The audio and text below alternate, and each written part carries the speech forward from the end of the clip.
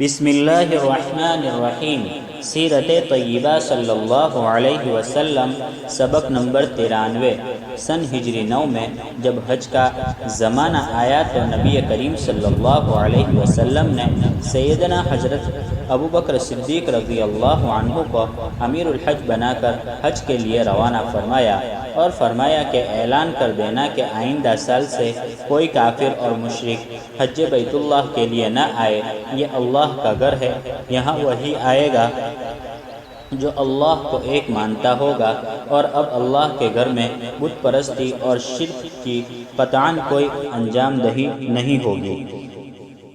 اس سال وفود آتے رہے اور قبائل کے قبائل اسلام میں داخل ہوتے رہے۔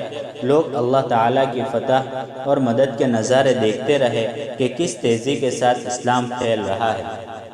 بالآخر آخری سال یعنی سن ہجری 10 میں نبی اکرم صلی اللہ علیہ وسلم نے حج کرنے کا اعلان فرمایا۔ ذی قعدہ کی 26 تاریخ کو مدینہ منورہ سے آپ روانہ ہوئے۔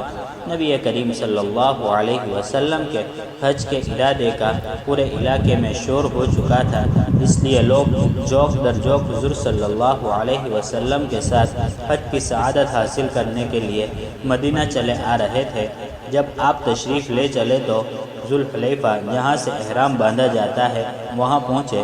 وہاں پر آپ نے احرام باندھ کر تلبیہ پڑھی یعنی لبیک پڑھا۔ جس طرح سے نماز کے لیے تکبیر ہے اسی طرح سے حج کے لیے تلبیہ ہے۔ صحابہ فرماتے ہیں کہ ہر چہار جانب تا حد نظر آدمی ہی آدمی نظر آ رہا تھا۔ راستے میں بھی قافلے در قافلے ملتے چلے گئے۔ مکہ معظمہ پہنچے، ساتھ میں ہدی کے جانور بھی تھے۔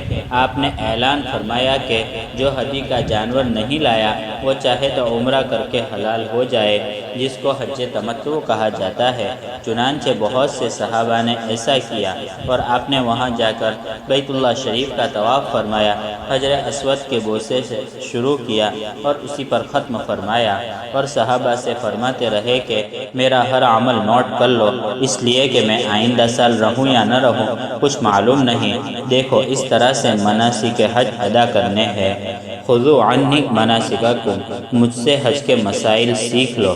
طواف کرنے کے بعد بیت اللہ شریف سے کچھ فاصلے پر جہاں آپ کا قیام تھا وہاں تشریف لے آئے، پھر وہیں سے 8 تاریخ کو آپ مینا تشریف لے گئے۔ آپ نے 5 نمازیں ظہر، عصر، مغرب، عشاء اور 9ویں تاریخ کی فجر وہاں ادا فرمائی۔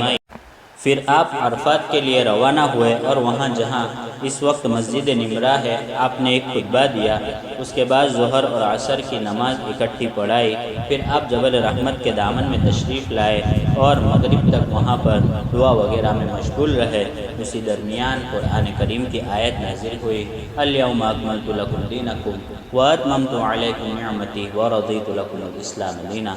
آج میں نے تمہارا دین تم پر مکمل کر لیا، اپنی نعمت تمہارے اوپر تام کر دی، اور اسلام پر مذہب کے اعتبار سے میں تم سے راضی ہو گیا۔ بقیہ حصہ انشاءاللہ آئندہ سبق میں بیان کیا جائے گا۔ وآخر دعوانا ان الحمدللہ رب العالمین۔